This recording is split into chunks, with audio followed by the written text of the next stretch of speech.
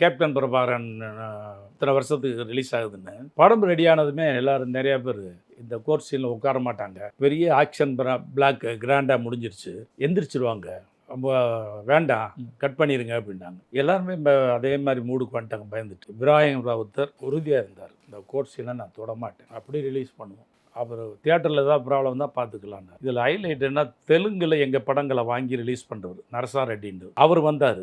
Sir அந்த court சீனை நான் எடுத்துறேன் சார், ஃபைட்டோட படத்தை முடிச்சிடறேன் சார்.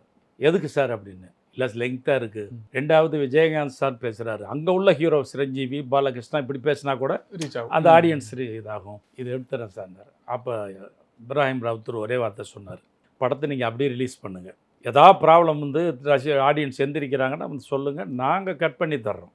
அவ்வளோ நம்பிக்கை.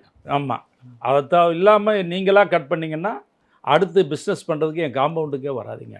அவர் இப்படி சொல்லிட்டாருங்கிறதுக்கு அப்படி ரிலீஸ் பண்ணார் சார். நானும் தியேட்டரில் ஃபஸ்ட்டு நைட் ஷோ பார்க்குறேன். ஒவ்வொரு தியேட்டரை பார்த்துட்டு படம் முடியும் போது கோர்ஸின் போது எந்திரிக்கிறாங்க அந்த ஆக்ஷன் பிளாக்கு, அப்படி உட்காடுறாங்க, அப்படி உட்காடுறாங்க. நான் ஒவ்வொரு ஷோவை பார்த்துட்டு வந்தேன். ஆனந்த் தியேட்டரில் படம் முடிஞ்சிட்டு போகும்போது சொல்கிறாங்க, கலைஞர் எழுதி சிவாஜி கணேசன் நடித்த மாதிரி இருக்கு. எவ்வளோ பெரிய பாராட்டு. இது என்னமோ நம்ம கையில் அங்கேயே ஒரு ஆஸ்காரை தூக்கி கொடுத்த மாதிரி.